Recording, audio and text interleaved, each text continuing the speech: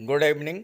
उत्तर प्रदेश अधीनस्थ सेवा चयन आयोग यानी यूपी ट्रिपल एस सी की परीक्षाओं की तैयारी कर रहे सभी कैंडिडेट्स का एम्प्लॉयमेंट न्यूज़ चैनल में बहुत बहुत स्वागत है। आपकी जानकारी के लिए बता दूं कि यूपी ट्रिपल एस सी ने प्रारंभिक अर्हता परीक्षा यानी पीटी का ऑफिशियल सिलेबस और एग्ज़ाम पैटर्न ये जारी कर दिया है, जिसका आप बहुत दिनों से बहुत बेचैनी से और बहुत ही बेसब्री से इंतज़ार कर रहे थे। तो वो इंतज़ार आपका पूरा हो गया है। ऑफिशियल सिलेबस आइए देख लेते हैं। ये जानकारी अपने साथियों को भी शेयर कर दीजिएगा और चैनल को अगर पहली बार विज़िट कर रहे हों तो चैनल को सब्सक्राइब भी कर लीजिएगा। चलिए वीडियो शुरू करते हैं। तो ये है यूपी ट्रिपल एस सी का वो पत्र जो 20 फरवरी को जारी किया गया है। इसमें है आवश्यक सूचना। उत्तर प्रदेश के कार्मिक अनुभाग 3 द्वारा निर्गत किए गए शासनादेश संख्या दिनांक 20/11/2020 के अंतर्गत समूह गा के पदों पर भर्ती हेतु नवीन आवेदन प्रक्रिया एवं द्विस्तरीय परीक्षा प्रणाली अपनाए जाने का अनुमोदन प्रदान किया गया है। यानी समूह गा के पदों पर जो भर्ती होगी अब वो द्विस्तरीय परीक्षा प्रणाली होगी, प्रीलिम्स और मेंस।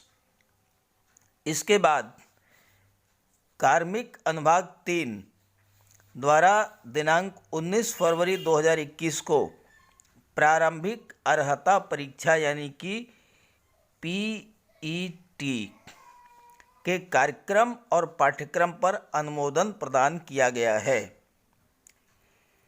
तो ये आयोग की वेबसाइट पर प्रकाशित किया गया है।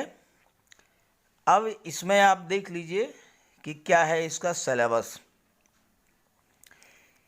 ये पत्र है प्रेषक शीतला प्रसाद, विशेष सचिव उत्तर प्रदेश शासन, सेवा में सचिव उत्तर प्रदेश अधीनस्थ सेवा चयन आयोग लखनऊ।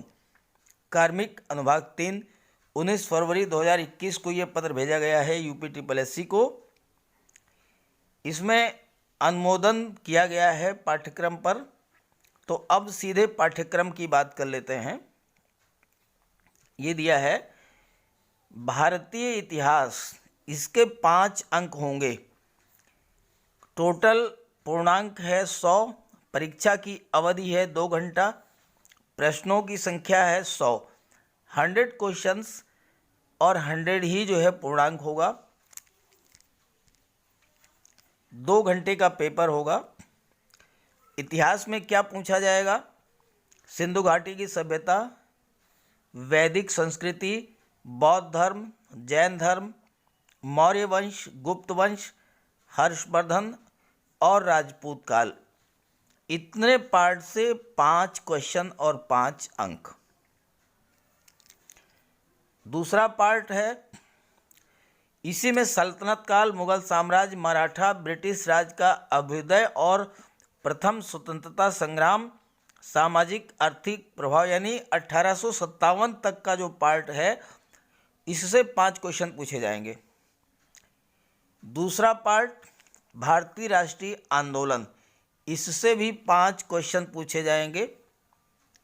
स्वाधीनता आंदोलन के प्रारंभिक वर्ष, स्वदेशी सविनय अवज्ञा आंदोलन, महात्मा गांधी अन्य नेताओं की भूमिका, क्रांतिकारी आंदोलन, विधायी संशोधन, ब्रिटिश इंडिया एक्ट 1935, भारत छोड़ो आंदोलन, आज़ाद हिंद फौज, नेताजी सुभाष चंद्र बोस। इससे 5 क्वेश्चन। अगला पार्ट है भूगोल। भूगोल से भी जो है 5 प्रश्न और 5 ही अंक। भारत और विश्व का भौतिक भूगोल, इसमें क्या आएगा? नदियाँ, नदियों घाटी, भूजल संसाधन, पर्वत, पहाड़ियाँ, हिमनद, मरुस्थल, शुष्क एरिया, वन, खनिज संसाधन भारत के। भारत और विश्व का राजनीतिक भूगोल, जलवायु, मौसम, टाइम जोन, जनसांख्यिकी परिवर्तन और प्रवास। अब चलिए देखते हैं अगला पार्ट। चौथा पार्ट भारतीय अर्थव्यवस्था से है। इससे भी 5 प्रश्न और 5 ही अंक। इसमें है योजना आयोग, पंचवर्षीय योजनाएं, मिश्रित अर्थव्यवस्था, का विकास, निजी और सार्वजनिक क्षेत्र, हरित क्रांति, दुग्ध विकास, बैंकों का राष्ट्रीयकरण, 1991 में आर्थिक सुधार, उसके बाद की अर्थव्यवस्था, 2014 के पश्चात आर्थिक सुधार, कृषि सुधार, ढांचागत सुधार और श्रम सुधार। इससे 5 प्रश्न और 5 अंक। इसी में आर्थिक सुधार और जीएसटी भी आ जाएगा। अगला पार्ट है भारतीय संविधान और लोक प्रशासन। इससे भी 5 ही प्रश्न और 5 ही अंक होंगे। भारतीय संविधान से संविधान की विशेषताएं, नीति निर्देशक तत्व, मौलिक अधिकार, संसदीय प्रणाली, संघीय प्रणाली, न्यायिक ढांचा, जिला प्रशासन, लोकल बॉडीज और पंचायती राज संस्थाएं। छठा पार्ट है सामान्य विज्ञान। इससे जो है भौतिक, रसायन और जीव विज्ञान, 5 प्रश्न इससे पूछे जाएंगे। एलिमेंट्री मैथ से 5 प्रश्न। अब इसमें टॉपिक्स भी दे दिया है, पूर्ण संख्या, भिन्न दशमलव, परसेंटेज, अंकगणितीय समीकरण, वर्ग, वर्गमूल, घातांक, घात और औसत। बस इतने ही चैप्टर आपको तैयार करने हैं प्रारंभिक गणित से। इसके बाद आइए सामान्य हिंदी। सामान्य हिंदी में जो है 5 प्रश्न और 5 ही अंक होंगे। और इसमें क्या पूछा जाएगा? संधि, विलोम, पर्यायवाची, वाक्यांशों के शब्द, लिंग, समश्रुत भिन्नात्मक शब्द, मुहावरे, लोकोक्तियाँ, सामान्य अशुद्धियाँ, लेखक और रचनाएं। इससे 5 प्रश्न और 5 अंक। अगला पार्ट है सामान्य अंग्रेजी। इससे भी 5 क्वेश्चन और 5 अंक बनेंगे। अंग्रेजी का व्याकरण और अपठित गद्यांश पर आधारित प्रश्न। एक पैसेज दिया जाएगा, उस पर आपको क्वेश्चंस जो हैं वो उनके आंसर्स देने होंगे। 10वां पार्ट है रीजनिंग। रीजनिंग का भी सिलेबस डिसाइड कर दिया है। 5 प्रश्न, 5 अंक, बृहत एवं लघु, क्रम और रैंकिंग, संबंध, समूह में भिन्न को अलग करना, कैलेंडर घड़ी, कारण प्रभाव, कोडिंग डिकोडिंग और तर्क कथन विश्लेषण। इतने ही टॉपिक्स हैं, इसी से प्रश्न पूछे जाएंगे। इतना ही आपको तैयार करना है। अब आइए आगे देखते हैं। करंट अफेयर से 10 प्रश्न और 10 अंक। इसके बाद जनरल अवेयरनेस जीएस पर आ जाइए। तो इसमें ही 10 प्रश्न हैं और 10 ही अंक होंगे।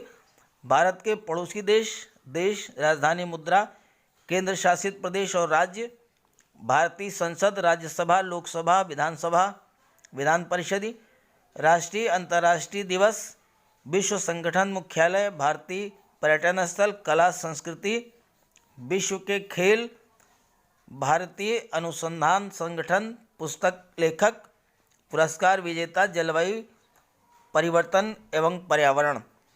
अब इसके बाद सबसे महत्वपूर्ण पार्ट है हिंदी का। इसमें अपठित गद्यांश का विवेचन और विश्लेषण। 2 गद्यांश दिए जाएंगे और हर एक से 5 प्रश्न पूछे जाएंगे। 10 अंक और 10 प्रश्न। इसके बाद अगला पार्ट है ग्राफ की व्याख्या और विश्लेषण।